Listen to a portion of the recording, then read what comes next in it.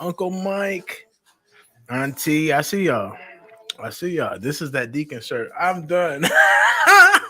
Oh, Mike, I can't. Oh. Mm.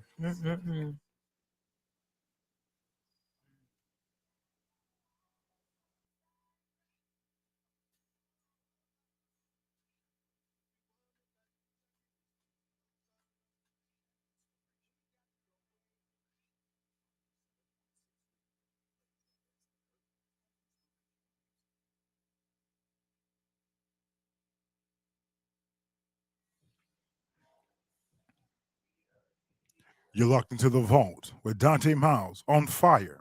716 Radio. Let's go.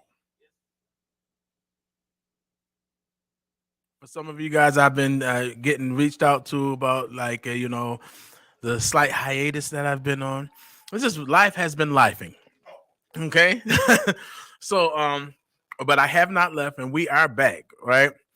And listen, start off, let me take care of business. Before we go forward, before we move forward, please, I encourage and I ask that you guys go to Fire 716 Radio app. Man, I'll miss you too, Uncle Mike. Tina, what's going on? I see y'all. Um, Go to the app and download it, okay? Because I'm telling you, the content is killer. Like, yes, it's your boy Dante Myles, and I'm here on the vault, and we definitely, we have great content as well. But I like to also like give a shout out to the rest of the cast here at Fire 716, and the music is like off the hook. The music is slapping, right? So, without further ado, I'm gonna move forward into our show. And yes, Tina Diamond Marie Casa, Diamond Management. Listen, she's doing her thing too out there in Vegas. Thank you for tuning in all the way in Vegas.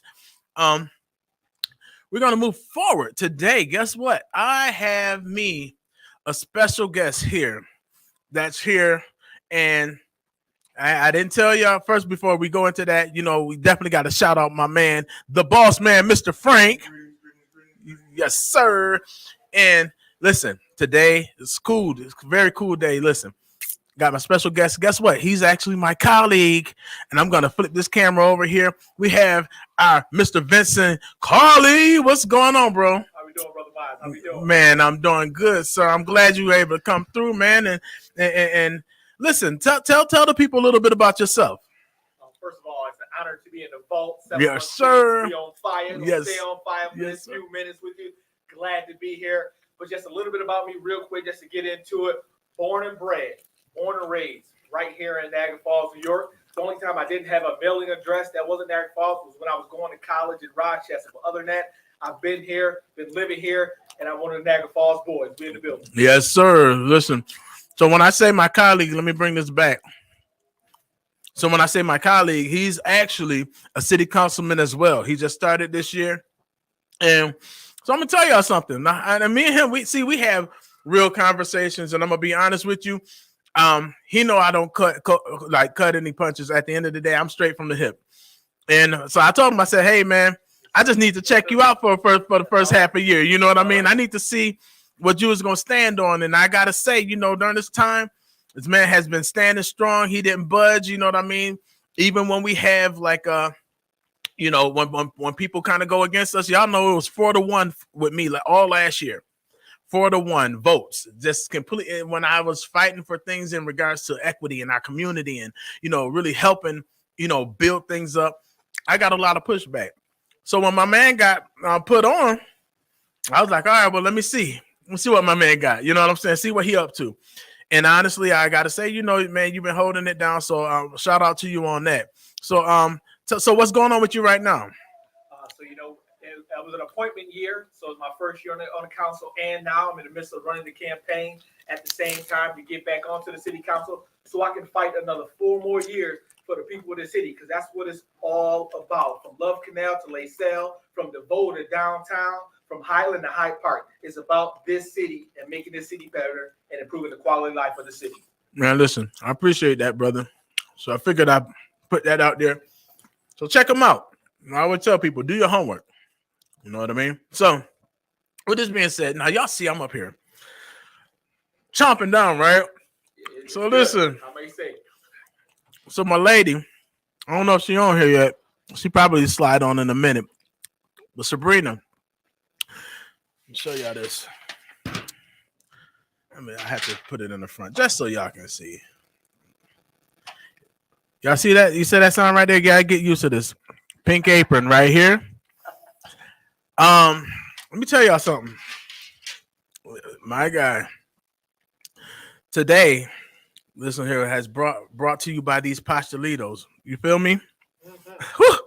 Listen, Fire. there's off the chain, right? So good. So yeah, this is so if y'all catch us in the middle of conversation while we're conversing, y'all see us kind of a little bit, understand that this is just what it is, and they are fire. Also, Frank, he had a little taste of it too, so and it's all right, huh? All right. All right. And the kid, come on, that's what I'm talking about. So listen, so one of the things that, well, actually one of the main things that I want to talk about today, and I'm glad my guy is on here with me. It's all good. That's what. Listen, the children, we believe that they are our future, and we teach them well and let them lead the way. Yes. All right. So listen, today I want to talk a little bit about life insurance. Now as an agent, listen, it takes a while sometimes to get people to understand the value of having it. I have this week, I actually paid for a funeral today. I have another one on Monday and I have another one on Wednesday. And my cousin had just passed away. He was in hospice.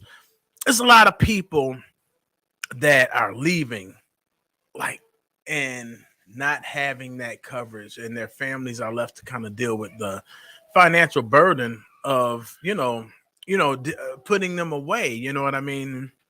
And I've been preaching this often. You guys see me on Facebook, and I'm gonna tell you, like they do in church now. Don't walk out the doors when I start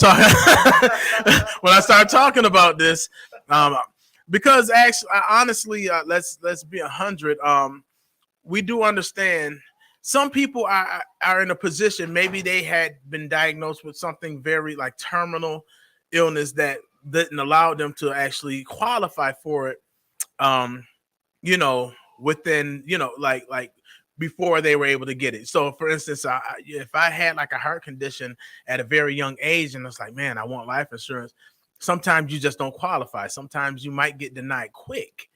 But one thing I just want to kind of educate people today about 3 different types, which is your term. I call the term life. I call that the internet hype insurance, because what happens is people are like, hey, yeah, you can get $250,000 worth of insurance for $20, or they'll, and it's like, okay, I can tell you right off the rip, that's a term policy, and they don't understand that term policy basically means you get a 10-year term policy. After 10 years, you don't have insurance anymore. People don't understand that, right? So, and that means you have to reapply and keep reapplying, and then after a certain point, they won't even offer you like a lot of years. You might get a 4-year convertible, maybe. So with all that being said, really just trying to get people educated. Then you have group coverage through your job. That's not portable, nor is it permanent. You get fired, quit, or retire. That's my mom. 21 years of service, retired, and insurance completely gone. So though, and then you have whole life, of course. Whole life, it goes with you for the remainder of your days. It builds cash value that you're able to borrow from. Premiums never go up, and it pays out regardless of when, where, or how you pass away. So with that being said, and without further ado, let's wrap on that for a minute. Let's talk about that. Sometimes it seems as our culture, we feel like we're never gonna die. Right? So and we spend, like, I had a presentation. Shout out to Pastor Ricky Moore. I had a presentation at his church, and we've been setting it up. And one thing that I asked everybody, I said, who drove here today? mostly 95% of the people gonna raise their hand. I said, how many of y'all got to get up and go to work at some point this week? Most of them raised their hand. I said, how many of you own homes? Most of them raised their hand. And I'm like, do you understand? So let's talk about the car that you drove here. Unless you got like, a little $3,000 pick me upper just to kind of get me around or whatever. Or if you went to a used car lot and you got your, $8,000-$10,000, or some of y'all went big, and y'all went and y'all got the $50,000-$60,000. Regardless of whichever car you drove, I said, I'm not here to talk about how many cars or what kind of car you drive. You got to pay insurance on that car. And that car is only worth what? Anywhere between $3,000 to $50,000, $60,000, just depending on what kind of, lifestyle you want to live. I said, can you put a price tag on your life or the life of the loved ones you leave behind? I was like, car insurance and all that, you may never have to ever use that. You may never get into an accident. You've paid $150 every month for this coverage and may never have to use it. Same way with homeowners. You may not ever get a flood. Your roof may never blow out due to a natural disaster or any of that. But you're gonna pay that insurance, as far as your homeowner insurance and your car, and then the health insurance. You may be healthy as an ox the whole 20 years that you live there, that you work there, and you may never really need the heavy portion of the insurance that you pay out weekly out of your check. One thing that I can promise is that everybody on earth that's a living creature is going to die at some point.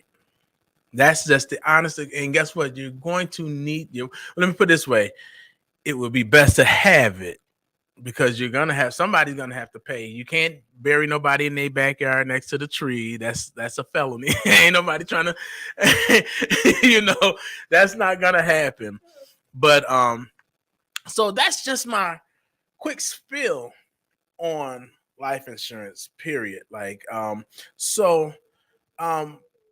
just kind of like wrapping around the room. What is our take on it? That like what makes people hesitant and about even life insurance? So I'm gonna start with good brother Vince real quick. What do you think? What like when you ask someone, hey, do you have life insurance? When they get up in arms, what do you think is that thing that? Yeah, well, first with whether it's your car or your house, I mean, you can't drive a car without getting insurance. So that's the number one thing how people get it. If most people wouldn't get it if they didn't had to get it. So that's the number one. Right. That's the number one thing. Same with health insurance or house insurance. Health insurance, that's another thing. And like you said, it goes back to most people just feel invincible. Most people are like, oh, that's way down the line. I'm not sick. I'm not I'm not this. I don't got kids. Or I don't have this. So yeah, absolutely. Just that feeling of long-term thinking. Yeah. Right. And boss man. Well, there you go. Yeah, tell them about it. I think I want to concur with Vincent is that it's not a requirement. And because it's not a requirement, it doesn't impede upon me living, right? Versus the vehicle. If I don't have insurance, I can't drive it. Yeah. Please pull me over, I get caught. Yeah. Ain't nobody really checking for me to have life insurance. Right. Number two, it is not a immediate benefit. Right. Because with the vehicle, if I get in the drive, I'm gonna get the return is I get where I gotta go. And does it have a benefit? Yes. But is it immediate? No. Right. So it's money out without seeing a return immediately or not even understanding how to use it. So these things work against us because we're so in survival mode, and then now that we haven't prepared for what's definite to happen. Yeah, inevitable. Yeah. And then we just go fund me and fish fry trying to cover and those things. And it's just like, hey, this is something that though is not a requirement. Here's the benefits of it, and you have to have it. And I get it. Like I'm in the place right now. It's like dag because out of all that's going on, lights. Right. If I don't pay my light bill, they'll cut it off. Right. If I don't pay my gas bill, they're gonna cut it off. Right. If I don't pay my car insurance, I can't drive it. If I don't pay certain things, it's just there's an immediate reaction. Right. If I don't pay my life insurance, there's no immediate reaction until it's too late. Right. What they say, when you need it, you can't get it. Can't get it. My dad always said, let me go back here. All right. So my dad he made a statement. Um, I don't know how to do this. All this nice. This is. I'm just trying to get this together. My dad made a statement a while back. He said, "Son, let me tell you about how we do sometimes." He said, "We buy what we want and we beg for what we need." I said, "What? Dad, say that again." He said, "As a culture, we buy what we want and we end up begging for what it is that we need." I said, "So wow, that is something crazy." So I'm gonna tell you what, and I'm not gonna stay on life insurance because that was something that I just kind of want to hit on because I deal with it on the normal right now. So, Can I add one more thing? oh, absolutely. Hold on, let me just go ahead and put it. And another thing, probably the last thing is really knowledge and education of it. Right. You're not aware of it. You don't even, and then what you don't know, you're afraid of pretty much. Right, right. If someone comes to you, get that information, lay it out for you. I think that's another avenue. Yeah, another avenue to do that. So, yeah. And that's one of the things that I'm doing. I'm gonna tell everybody I'm 100 with you. That's what I've been doing. So basically, I'm connecting, and so everybody in the Niagara Falls region, keep your eyes open.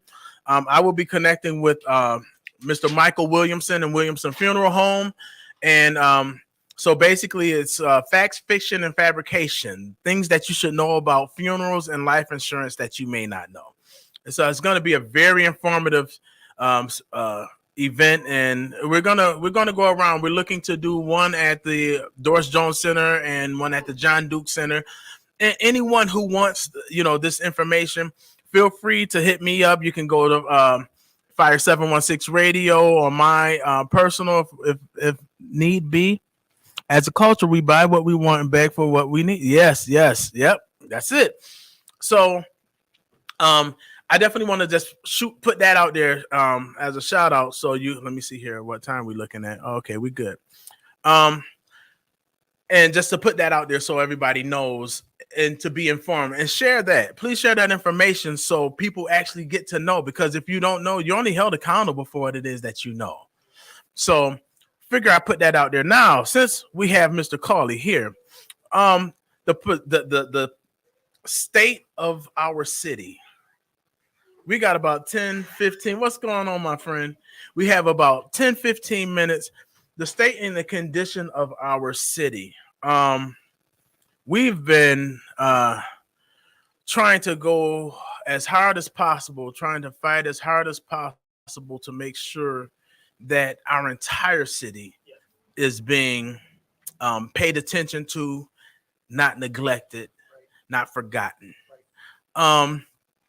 So one of the main things is and you'll hear if y'all pay attention to during city council meetings, one of my colleagues make it clear about making sure we watch out for every dime that's being spent. We have a lot going on in our city. That's why I always ask everyone to not just tune in, but show up when possible. As life, everyone can't make it to every city council meeting or whatever the case is, but we want your voice is not only now your voice is at the voting booth. Know that, but your voice is not only at the voting booth, but your voice is to be engaged. One thing that we are not is we're not water walkers. We're not, water turned into wine.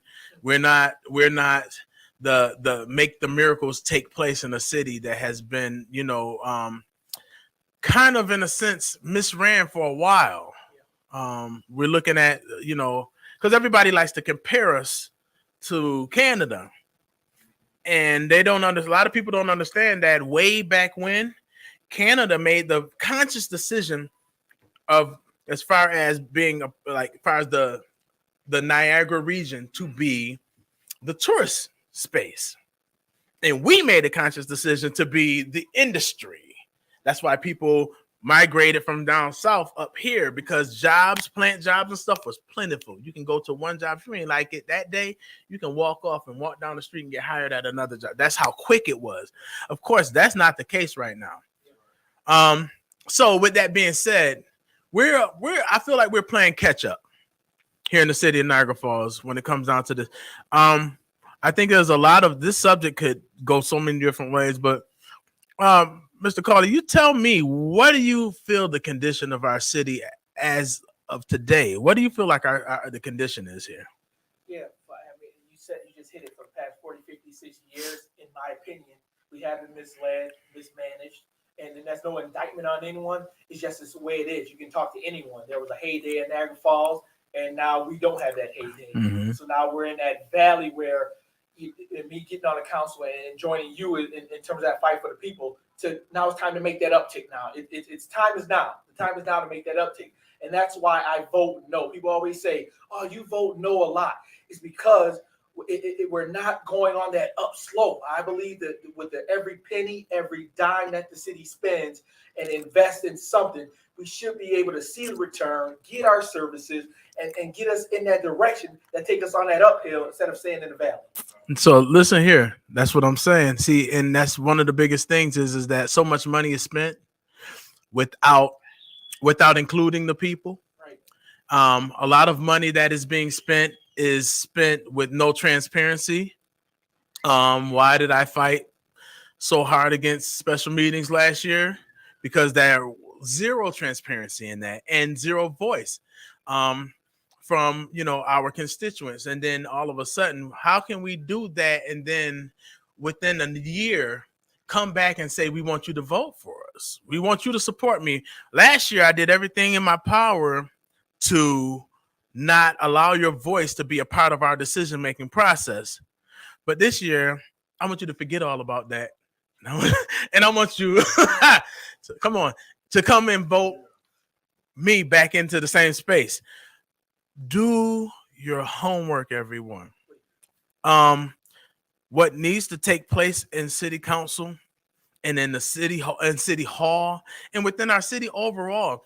And do your homework when it comes down to our county legislators and our state representative, our senators, and all of these different representatives throughout every one of us that has, a position in the governing body. Do your homework so we're not voting ignorantly, voting blindly. And just pay attention. Right now, it's tough. I'm gonna tell you what's tough though. What's tough is you not knowing and then just listening to what's going on during campaign year. Because everybody during campaign, like trust me, you grading your own paper, you're gonna get an A every time. But if somebody hasn't watched what you've done over the last X amount of time, and then all of a sudden they come and they see you this year, you're in every portion of the community, you're here, you're there, and you're everywhere. Yeah, I think it's important that we remain engaged. Boss man, tell me our condition. I want to talk about the condition of the city. We are so behind. Yeah. I think that even going back to history, the city has only been present for 100 plus years, Mm-hmm. and we made, like you just said, we made some decision to capitalize on industry, Mm-hmm. and we are falling back. I always go technology. It's just the wheelhouse that I'm in right now. Yes. But we are not current to what's happening. Therefore, we're missing out on the benefits of a progressive city. Yeah. And I feel like, hey, we can, and I'm guilty of this. I'm gonna say this. I've been saying for the last couple of days with country. Now, and I don't mean any disrespect, but what I come to find out is that we're still operating and moving in such a way that is outdated. Yes. And that we're still running off as if the namesake is enough. Mm. Oh, my granddad voted for him in 97, so I'm going to vote for him now in 2007, 2017, in his son, just because his name has been present and I can recognize it, versus vetting the people and checking them and watching them. And even for the sake of media, having conversations to challenge. It is not to be disrespectful or to be rude, but really to challenge what you've been saying all year, what you're saying now, and what the outcome has been. So you can't tell me, if you lie to me 6 times, our relationship is going to be over with. Mm-hmm. But people have been lying for decades, and the lack of transparency, because I say this all the time, you don't understand the city until you occupy it. Right. So from the outside, I can talk trash and say words all day. But when you open up and you begin to break down the details of what's happening, I can trust you better and it make more sense. But that's not what's happening here. We're not having that dialogue. It's, hey, vote for me, choose me, I did this. I'm going to do this. But at the end of the day, I'm not seeing no return. Right. And we have neglected the rest of the city outside of downtown. After they park and pay their tolls, after they do their hotels, after they go see the water and come past 3rd Street, where we at? Where's that internal investment where that stream goes, oh, I want to go to a restaurant down Main Street. Right. Let's rebuild Main Street like we're supposed to. Right. So it look like something. Why not invest in minority black owned businesses who already get grants from the federal government? Right. We're just not in the progressive. We're behind, and we made poor financial management decisions in our property. So we are in a place, and we need recovery. I'm gonna get out of here. I keep on talking. Recovering. You have to peel back some stuff and expose and deal with. This is asbestos. It's not efficient for us. Right. This is interfering with the plan. That's not gonna work for us. Right. I say this all the time. I'm really quiet. I'm a preacher in my last door. The same person I'm gonna put on the city council, the same person I gotta put on the city people. Right. It takes both of us to work this together. So right. This is where I feel like our state is currently. So. State of mind and the state of being of our city. So, honestly, I always make it clear that you can be a few things in City Hall. One, and we're not for the circus. I'm gonna just be honest. Like when there is, we are not for all of the extra. We want people to be there to get information. We want people to be there to express, the things that concerns them. There's just a level of course, right. We just want to make sure that we're doing it in a manner that's effective as far as communication is concerned. And the true story is this: we have been over investing in this one corner. This one corner over here that pretty much 75% of our revenue that comes from this one corner goes directly to Albany. And we have to kind of split out some of that, what we have left with some of our municipalities surrounding, such as like North Tonawanda, Town of Niagara, Lewiston. So we're not going to get that. They're not coming to help us because they're getting free money. So if they can get a nice cut, oh hell, we're getting unusable resources. Yep. It's like, hey, after we cut out and chop out and pay back, we're left with an amount that is not efficient to complete a task. Right. And then we got to rob. It's one thing for your household to rob Peter to pay Paul. But when your city is robbing Peter to pay Paul and taking and still not doing things properly, we got lawsuits. It's just so much happening. Like, we can't get the city out of the water. Right. Like, come on. And you want to build stuff and create stuff, but you can't even maintain what you got. Now, my Bible declares, take over the few. Right. Then we can expand. Right. Get some things together here so that expansion can be efficient for real. Well, I've played, when I say around, I'm talking about from here down to the St. Louis, Oklahoma City, New Mexico, Colorado, Arizona. And one thing that they don't have is a falls. They don't have an attraction that automatically brings millions of people here every year. So now what has to happen is we have to have people in government who aren't punked, who are not punks, who are willing to stand up and fight against this power and to say, hey, listen, we're going to get what it is that belongs to us, whether you like it or not. It's going to take a disruptive approach. I said that I don't know how many times. Disruptive, right? Go ahead. And I say this because there are over 6 or 10 Indian restaurants at the falls in the area, and all of them eat well. Yeah, and very. All of them very well. Ain't nobody bold enough to challenge this layout. Right. To get this. I just feel like, I'm going to just say this. Niagara Street is a straight line. Yep. Main Street is a straight line. And if you don't spread out this business, go these two directions, the city can be covered in between. But these straight lines, I watched the business today. She posted stuff was for sale. I didn't know she was closing. Wow. It's like, and you right on Main Street. Right. So you're telling me that for all the people that come to this place who need hair products or something, we ain't got the line. It's on the discovery line. Come on. Where's the disconnect for us as a city, you know where it's at because it's the corner. Right. Put money in the corner gonna be lit. It's gonna look amazing. But after that corner, dilapidation, Done. destroyed. It's just casino. I mean, so that's the thing. We get so caught up in things that are not really addressing our issues in the city. So the casino is in the business for its own self. And at the end of the day, making us, casino is not going to, or nor the falls. Listen, the falls is a God-given gift. I make that really clear. Absolutely. You know what I mean? God gave that to us. Water flows down a cliff and brings millions of people here. Yeah. All you need to do is keep the grass cut. Mm-hmm. So with that being the case, when do we actually reinvest in these babies' future? Because guess what? We're not going to be here forever. What we do today is going to affect their years to come. And I don't even see a proceeds too. Now, I say that meaning, okay, if we're going to invest in the falls, we're doing this stuff. What portion of that is focused on, hey, this is the bill for our city. This is to cover that. Y'all keep building stuff that's not beneficial for. But by this time, there should be a fund to build community centers, and make sure they're up to par. Right. Yeah, I see the report at the joints. There should be a pocket, 100,000, 50,000. Something should be set aside somewhere to be able to bring stuff back to the community to make it.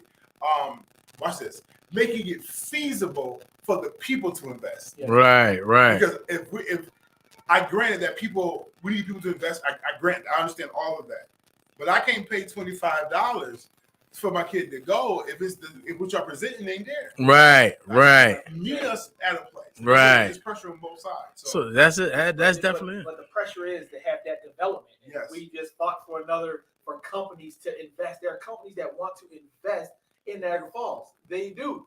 We should let them bring their money here. It comes into the city, and we can do things, have a bigger revenue, a bigger budget, do things to invest in our own community, instead of sending things to Albany or anywhere else. That's a fact. That's an absolutely fact. And so, what's going to happen? So, I know we're heading towards the end of the but it's rich. It's rich, but it's such a needed conversation for us to have. Yeah, I just feel like I don't know why. Donta's done shows before. But for some reason, I get different energy or vibe. It's time to bring the men to the table. Yeah. Who don't mind shaking things. That's it. And the consequences that come with that. But, absolutely. So So that's where we at now. So that will be another conversation. As we head towards the end of the show. One, let me just put the business back on the. Please, for those of you who are here and are watching, what's going on, Lenny? I see y'all. I seen Tina. You had put a statement down. She was talking. Yes, it said completely dilapidated. It's heartbreaking when I come home to visit. Yeah, she's from Vegas. She's from here, but she's in Vegas now. I know it's beautiful out there. I've seen it. With that being said, like the true story is this: there has to be a level of, and it's not only going to happen in government. It's not only going to happen in the governing body. The governing body is not going to be the only thing that changes this thing. Now, yes, it's a great part of it because everything comes to our table. We have to be, vote on it, and then there has to be a majority vote. And we get all of that. But there has to be community involvement. I'll give y'all this. They had told me this a while. This was during the Deister area when I was pounding the podium with Deister and his administration. His people came and said, man, I love to hear you speak here. Even though I was lighting his, his boss up, he said, because you're fact driven when you come and you're addressing things that are relevant. He said, and you're fighting for the people. He said, the only thing is this, the way they look at you is, I see what he's saying. Of course it's valid. But the people he's fighting for, they're not willing to come here themselves. So if they're not willing to show up, we don't care. It doesn't affect me at my front door. And I sat back and I was like, I said, but at the end of the day, I still live here. My kids are here. I bought my home here. I said, as my family, my friends, my loved ones, they're all here. And so what happens is if I don't stand for something, they'll have to lay down for it later. If I don't stand for something, you know what I'm saying? So my thing is this: I'm going to continue to fight. And like I told them back then, I said, maybe y'all don't hear me. I said, maybe what I'm saying, and I was talking to counsel way back then. I said, maybe what I'm saying is not resonate. Maybe I need to say it from up there. Maybe I need to run for one of y'all positions. And lo and behold, years later, you know what I'm saying? Here I am, your councilman as well. But my biggest thing is this: for those of you who are watching, please let's become more. Apply for the email. Oh, and that was another thing: the minority and women business grant. I've heard that there was a lot of, let's say, red tape. It's a lot of work to execute that assignment. But I'm gonna say this. Go ahead. From our red tapers. Okay. There's a work process that Niagara Falls don't control. Yes. That you have to do due diligence. So I'm gonna say this, and like I said, pressure on both sides of the spectrum. Right. You got to have your stuff together. That's right. Well, you can't come to the table yelling and screaming and not be prepared for what it takes to make it happen. Speak. Now, there are some things that are definitely red tape-ish, like, dang, I don't have it. But there are also things you got to get your LLC, get your business, get it together. Business plan, yeah. Have a business plan so that when they come to the table and they put pressure on you, you're ready and prepared. That I'm in the process of getting certified myself. Mm-hmm. So it's about income, how much you got coming in. But if you're not doing your due diligence, you're not prepared to execute that task. Yeah. My plight with the grant is the fact that where's the outlet to let us know that it's there? Right. And how can we get there? That's why Fire 716 Radio is here. Right. That letting us know how to get it. It wasn't until I seen a post on Facebook, them in Lockport passing out checks. Right. Oh, what is this? How do we access this? Right. Oh, where's the website? Guess how I got the information? From Buffalo. Wow. Buffalo did a webinar and released, this is how y'all can get it. This is what you got to do. And I'm taking I'm in that process now, but it's like, I didn't hear anybody in Niagara Falls push. Right. Hey, this is the step you must take. Yeah. Go online, make this account, fill this information out. It takes some time. It'll take 3 months for it to process. But nobody's having that conversation here. Right. And that's where I have my disdain at. Exactly. So, enough of that. Yes, I'm supposed to hear my red tape. Oh, that's some things are valid red tapes. I do agree that Niagara Falls has red tape, but there's some things that we have to do in business that we have to do properly. Money wise, I will say that too as well, because that's one of the things that I've been going super hard with in regards to our city is that when it comes down to like I'm not giving any passes when it comes down to our city, especially when it comes down to like how we're spending money. And I'm like, if you're not going to tell me that you want me to vote on something, and I'm not going to say what it is, but it costs $150 million. You're not going to tell me to vote and support something that you can't show me where if I have to bring business here and I vote and I try to go for a grant or I'm asking the city for any money, guess what's going to happen? Dante got to have a booklet about this thick about how much, what money, where's the money coming? Where's the money coming from? What is going to be the return? Absolutely. My 5, 10, 15, 20 year outlook. As to what is it going to look like? Will I be able to get back what I'm asking for? Absolutely. So what happens is, so you do. Now, I totally concur and agree with you. You have to have your stuff in order. You have to make sure that, listen, if you're asking for something or you want something, you can't come just with an idea. Like some people are coming with an idea. Listen, every time you say that, it was the one conversation we had on this radio. That's it. I told somebody exactly what needs to be done. And all this yelling and screaming hasn't done it. And they haven't did it yet. When you give them the information and they choose not to do it, see, piss poor planning. What is it? No. Let's see. Proper preparation prevents piss poor performance. If you don't plan, you're not going to perform at a high level. You're not going to get what it is that you're looking for, and you'll find yourself like. But then you can't whine if you don't plan. If you don't put your stuff together, man. Come on, tell them. That old adage: if you fail to plan, you plan to fail. Listen. We gonna listen. Yeah, we got because we can. This is good, but we definitely gonna come back. Listen, and we're gonna stick on this. Listen, please share this. Please go one. Please, again, this is my third time, and I believe in the power of 3. Make sure that you go to Fire 716 Radio. Download. I want to see the fruit of those of us who are on here. I want to see Mr. Williamson. He's gonna definitely thank you, Tina, too, as well. Thank you. He's gonna. I think I might have Mr. Williamson on here next week. We gonna get stuff squared away. Because like I mentioned before, he and I we're collaborating and we're gonna get this information out about funerals and life insurance because it all makes sense. With that being said, make sure I want y'all to go to Fire 716. Listen, they have Frank in the Morning Show. They have Fatima Fry. It's like insert love and hope and all that good stuff. Listen, we got a lot of good shows that's on here that that has good quality content, and let's make sure that we connect. So listen, I appreciate. Let me shout out my guy right here for coming through. He came through, man. Absolutely, and you're more than welcome, man. You're always welcome to come through here on Fire 716 Radio. We have the boss man, Mr. Frank. Yep. Yes, sir, and the babies. Listen, that's you got it. Listen, you got. I'm telling you, the baby. Oh, okay. So I done pushed the button that I wasn't supposed to push. So let me go back here. That is funny. All right, so I'm gonna hold it myself, and I'm just let y'all know that I really appreciate you guys for coming through and rocking it out with us. You know what I mean? We're here. Yeah, this is doing that special thing. I got it. We're here. We're going to be here. So here's the new times. And I think I like this time better. This will work for us. So it's going to be from here on out at Fridays at 5 p.m. sharp. Tell your friends, tell your family, tell your neighbors, let them know the vault will be here at 5 p.m. on Friday evenings. We're going to make sure that we give you guys some good content. I believe that we're going to probably keep this content going next week. And if you're available, man, and you want to come back through, we can still have this conversation. All right. You love the new time?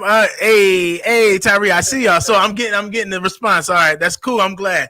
I definitely wanted to do that anyway, because that morning on the Mondays was a little different for me. But however, thank you. I am your City Councilman Donta Myles. I'm your boy D Belly from D Belly Production, and I am Tank and all this beanhead boy. That's what my dad called me. Listen, come through next week, Friday at 5 p.m. The Vault, Fire 716 Radio. Peace out. We love you.